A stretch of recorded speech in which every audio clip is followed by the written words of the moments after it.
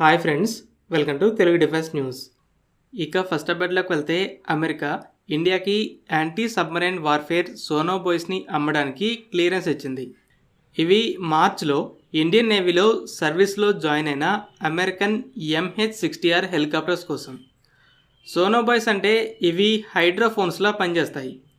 Naval helicopters కానీ aircraft కానీ సముద్రంలో పెట్రోలింగ్ చేస్తున్నప్పుడు అక్కడక్కడ వీటిని డ్రాప్ చేసుకుంటూ వెళ్తాయి.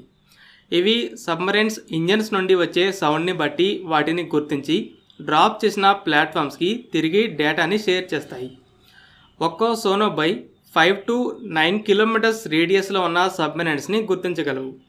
సో అక్కడక్కడ డ్రాప్ చేస్తే చాలా ఎక్కువ ఏరియాని కవర్ చేస్తాయి.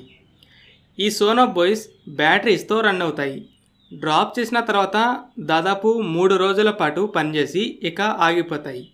మరలా కొత్త వాటిని డ్రాప్ చేయాలి.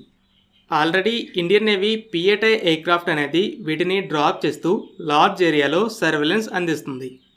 క్యారియర్ బ్యాటిల్ గ్రూప్స్కి మరో లేయర్లో సబ్మరైన్స్ నుండి ప్రొటెక్షన్ ఉండాలని అమెరికా నుండి 24 హెలికాప్టర్స్ని ఆర్డర్ చేయగా 6 ఆల్రెడీ డెలివరీ అయ్యాయి. వీటి కోసం ఈ అడ్వాన్స్డ్ యాంటీ సబ్మరైన్ వార్ఫేర్ ఎక్విప్మెంట్ని కొంటుంది. ఇండియన్ నేవీ దగ్గర ఉన్న సబ్మరైన్ నెంబర్స్ కంటే చైనీస్ సబ్మరైన్స్ నెంబర్ అనేది చాలా పెద్దది కాబట్టి వాటి నుండి డిఫెండ్ చేసుకోవడానికి ఇండియన్ నేవీ అమెరికా నుండి ఈ అడ్వాన్స్డ్ యాంటీ సబ్మరైన్ ప్లాట్ఫామ్స్ని కొంటుంది. ఇండియా రష్యాతో కలిసి ఇండియన్ ఆర్మ్డ్ ఫోర్సెస్ కోసం 6 లక్షల AK-203 రైఫిల్స్ని లోకల్గా మ్యానుఫ్యాక్చర్ చేస్తున్న విషయం తెలిసిందే. జూలైలో ఫస్ట్ బ్యాచ్లో భాగంగా 35,000 రైఫిల్స్ ఇండియన్ ఆర్మీకి డెలివరీ అయ్యాయి. అయితే రష్యన్ న్యూస్ ఏజెన్సీ టాస్ ఇచ్చిన రిపోర్ట్ని బట్టి నెక్స్ట్ ఇయర్ డిసెంబర్ నుండి ఈ రైఫిల్స్ 100% ఇండియన్ మెటీరియల్స్తోనే తయారవుతాయి. ప్రజెంట్ అయితే కొంత మెటీరియల్ని రష్యా నుండే ఇంపోర్ట్ చేసుకోవాల్సి వస్తుంది.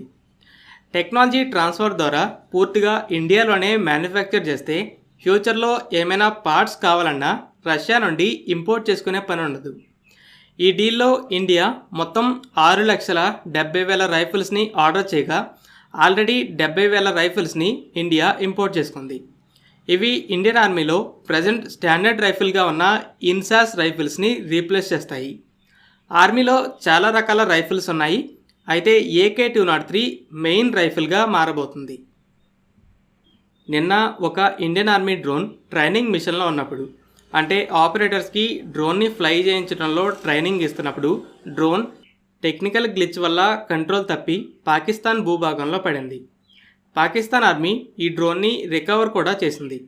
అలాగే ఇండియన్ ఆర్మీ ఈ డ్రోన్ని తిరిగి పంపమని పాకిస్తాన్ ఆర్మీకి మెసేజ్ని పంపడం కూడా జరిగింది. ఈ డ్రోన్ గురించి డీటెయిల్స్ అయితే బయటికి రాలేదు. నార్మల్గా యూజ్ చేసే చిన్న చిన్న డ్రోన్స్ అయితే ఇలా రిటర్న్ చేయమని అడగదు. కానీ మినీ టాక్టికల్ డ్రోన్ అని చెప్తున్నారు కాబట్టి ఇజ్రాయెల్ నుండి కొన్న సర్చెడ్ డ్రోన్ అవ్వడానికి పాసిబిలిటీ ఉంది. Russia 5th generation Su-57 jets ప్రొడక్షన్ని పెంచడానికి ఫ్యాక్టరీలో న్యూ ఫెసిలిటీస్ని ఏర్పాటు చేసింది. 2019లో 76 జెట్స్ని కొనడానికి కాంట్రాక్ట్ని సైన్ చేయగా ఇప్పుడు లిమిటెడ్ నెంబర్స్లోనే సర్వీస్లో ఉన్నాయి.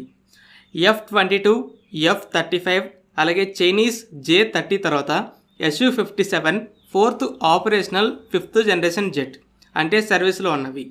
అయితే రష్యా ఇంకా ఈ జెట్స్ని బిగ్ నెంబర్స్లో ప్రొడ్యూస్ చేయలేకపోయింది. ఇక ప్రొడక్షన్ని స్పీడప్ చేస్తుందేమో చూడాలి.